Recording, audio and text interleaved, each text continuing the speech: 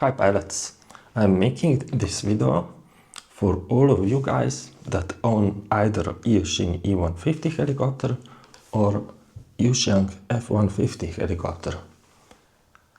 Now, I own this helicopter for 5 months now, and I was facing with tail motor overheating issues and tail twitchiness issue.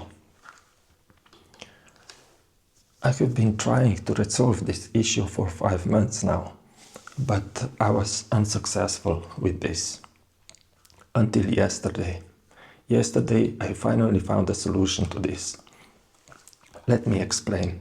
So, when I got this helicopter, I made a maiden flight and I saw that it flies well, except the tail motor was overheating and the tail was twitchy. Then I thought to myself, no problem, I will just lower the gains on the flight controller for the tail. But guess what? It didn't make a difference. If I lower the gain for the tail gyro, there was no difference. The motor was still just as twitchy as before, and the motor was getting ultra hot. So next thing that I tried to do is to change the tail motor from the stock one to a bigger one. This tail motor now is from Eachine Twig FPV quadcopter. Its size is 1105, kV is 5200. Now, since that change, nothing changed. Even this motor got overheated during flying, and the tail was still too twitchy. Next thing that I tried to do is I tried to place all this board on a double-sided tape, to lessen the vibrations, but that didn't help at all. Now, since everything that I have tried to do, nothing helped, so I decided that I won't fly this helicopter. Then I decided that I will put this flight controller from the Eachine 150 to my YuXiang F06 helicopter. And I have done this. You can see that video on my channel. And I have flown this helicopter with the flight controller from Eachine E150, and I was flying this helicopter on 3S. But guess what? Helicopter was flying, but the tail on this helicopter with that flight controller got ultra hot as well, just as this one.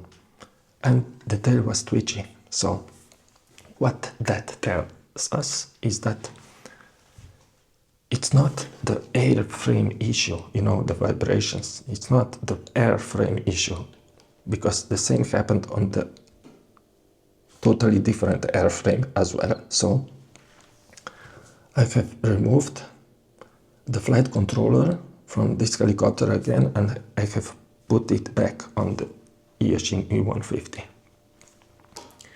And yesterday, what I have done is I have modified the flight controller board on this helicopter to be able to run it on 2S LiPo battery.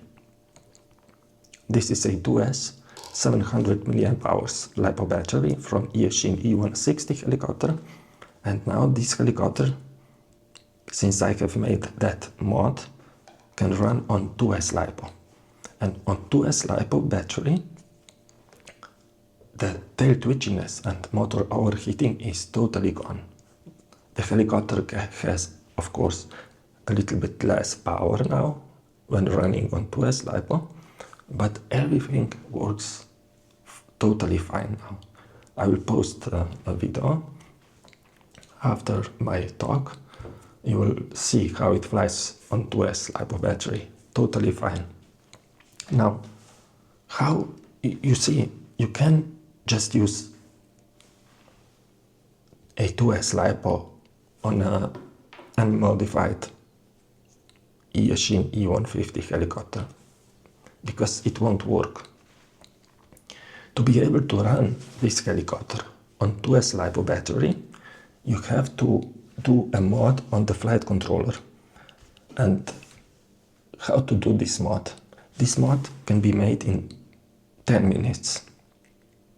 And it's practically free, but the issue with this mod is that it is quite difficult to perform. You have to be good at soldering. Now, how to do this?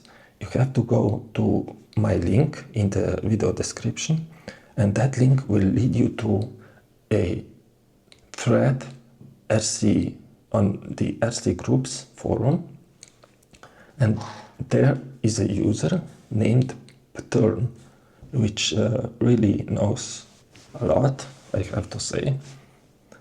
He posted a thread that explains really well how to do this mod. Basically, what you have to do, you have to unscrew these 4 screws and take out the flight controller unit. And then on the flight controller unit, you have to solder a short wire between a filter cap, I don't know what that is exactly, but between the filter cap and a 3.3 volts pin. And that's all that you have to do. But it's difficult to solder such a small on such a small PCB, you know. And so I have done this mod, and I have secured the wire. Then after I have soldered the wire, like it's shown in this picture, I secured the connection by using a hot glue. So I hot glue this connection on the PCB because this connection is so delicate, and the vibrations could tear everything off. So if you are doing this, you really have to secure it with hot glue. And when you do this mod, then you can just put the flight controller back on the ESC, tighten all these 4 screws, put all the connections for the servos back on, and your helicopter will now be able to fly on 3S LiPo. And I can guarantee you all the problems with tail motor overheating and tail twitchiness will be gone, totally gone, if you are running this helicopter on 2S LiPo. Now, this is it, guys.